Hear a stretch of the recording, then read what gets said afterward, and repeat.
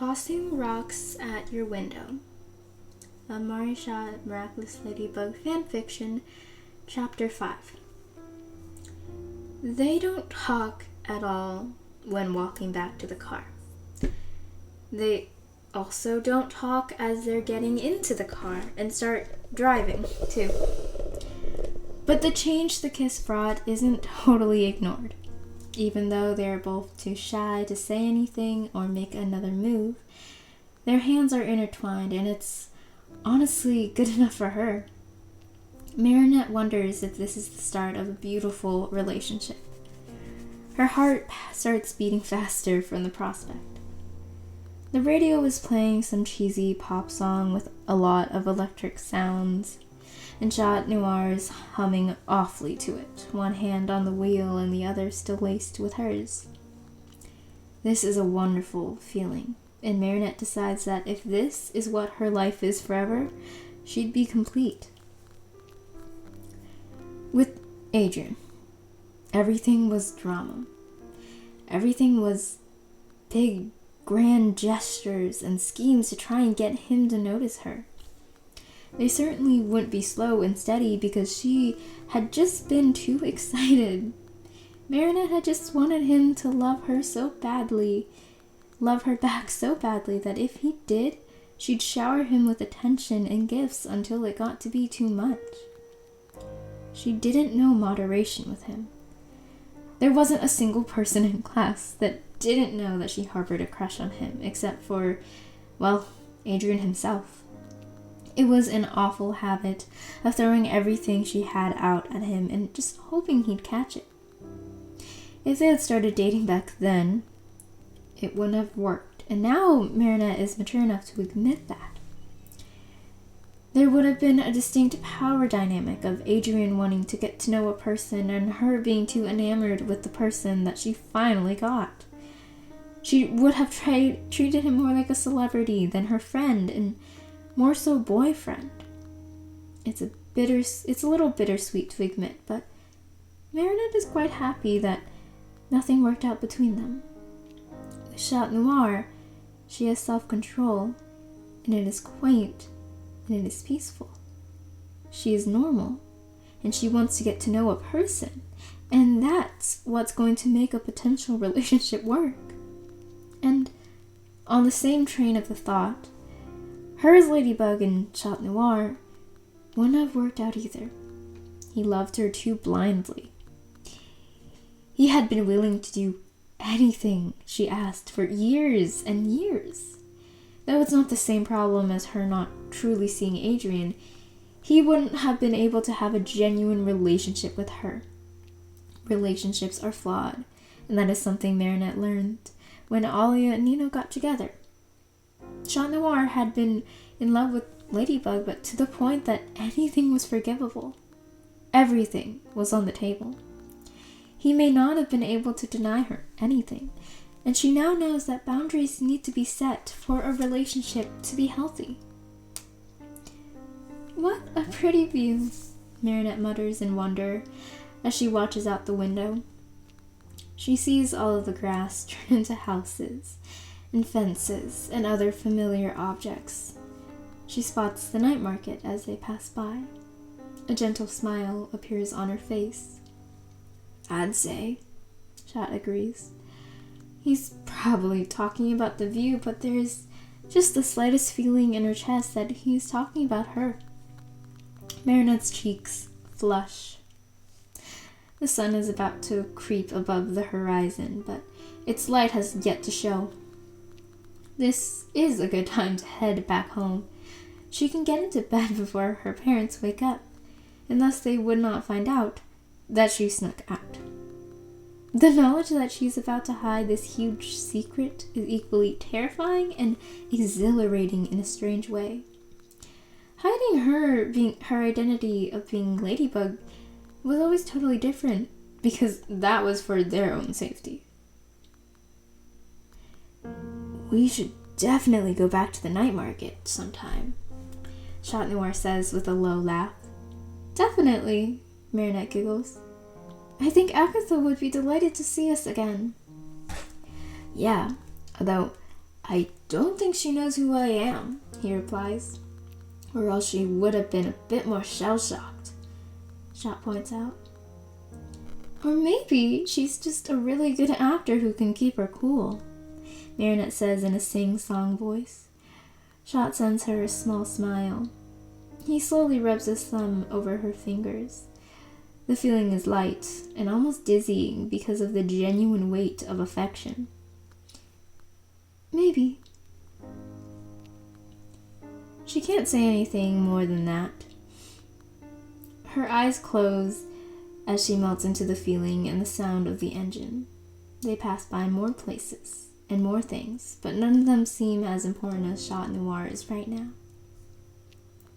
Before she can even realize it, her home is in view, and Ch.5 stops the car. The bakery suddenly feels so small, which is strange because it's rather big to accommodate all of their facilities. Maybe it's because she just explored the rest of the world outside of Paris. Maybe it's because she has finally found something way bigger than herself and her normal life. Ch.5 nor has she broken their hands apart just yet. Instead, they're both sitting quietly in the car, engine off, no words, just looking at the building in front of them. Marichat knows that she should get out and go back in and wave him goodbye, but she doesn't want to do that. She wants to stay around him and stay in the car and go on another adventure. One look in Ch.5's eyes and she just knows that he feels the same. Help me onto the balcony, she finally says with a shy smile. He nods wordlessly and gets out of the car. He grabs his stuff and they head in the back of the house where her balcony lay, splashed out to the rest of Paris. I've taken you up on this, right?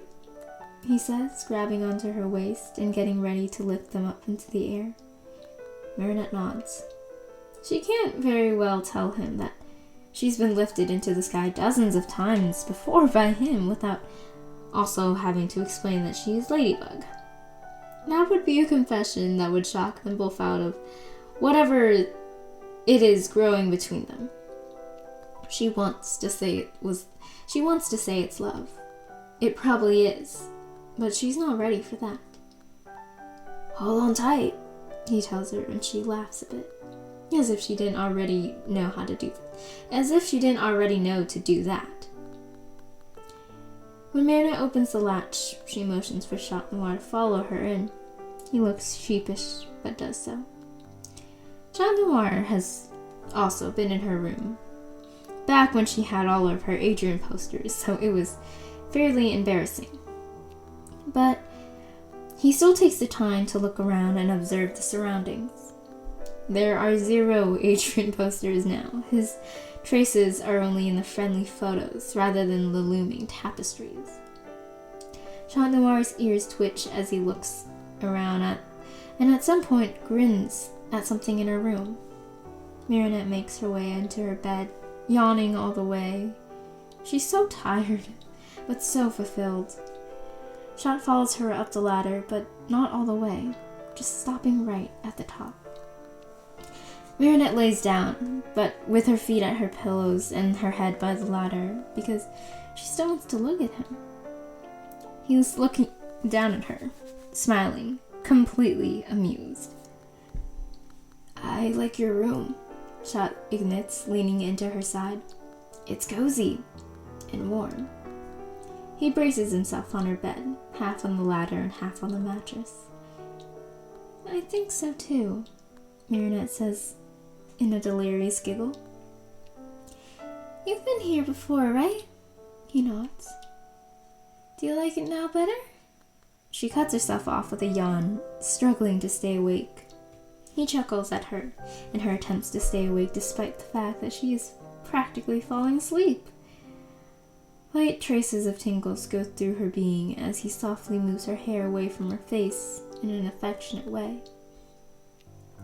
Well, I never really got to see it last time, Ch.5 says with a grin.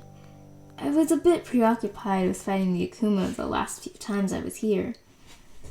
And the one where there was a beanstalk in the middle of the house?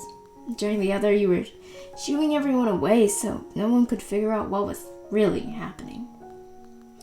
If she'd been a bit more conscious, Marinette would have probably pouted at him, because he's currently treating her like a toddler who needs a nap.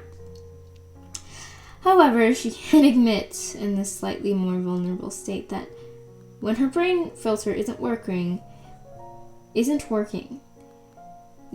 that she kind of is a toddler who needs their nap. Oh, I remember that time, she mutters with embarrassment. Ch.5 only laughs, softly running his hands through her hair. It succeeds in making her grow even more tired. Her eyes drift closed, and her breathing slows, although she's not fully asleep when she feels him pull away and towards her ladder. Her hand shoots out as fast as it can, which isn't very fast at all, and catches his wrist. Right as he turns around with a sheepish smile, she opens her eyes. "Stay." Marinette says it so quietly, it's a surprise that Ch.5 can hear her. But then again, he does have enhanced hearing from his cat ears. His expression turns from surprise to hesitancy, and then to a soft nod of his head in the matter of seconds. He climbs up all the way and crawls on top of her bed, sitting just at the foot like a real cat. Marinette giggles a bit at this, much to his annoyance. "I'll move around," and she does so, pulling the covers a bit to cover her torso. "I don't know if I should stay," Ch.5 says unsurely. Honestly, he probably shouldn't. If he does and falls asleep, then it would be the worst conversation with her parents ever. Not only that, his parents will find that he's not in his bed, and thus will get in even more trouble. But if he doesn't, she's going to be very sad. Marinette still wants to be around him, and so much so, she's willing to risk a talk with her parents about bringing in boys into her room. However, she can't admit that it might not be the risk of him getting in trouble.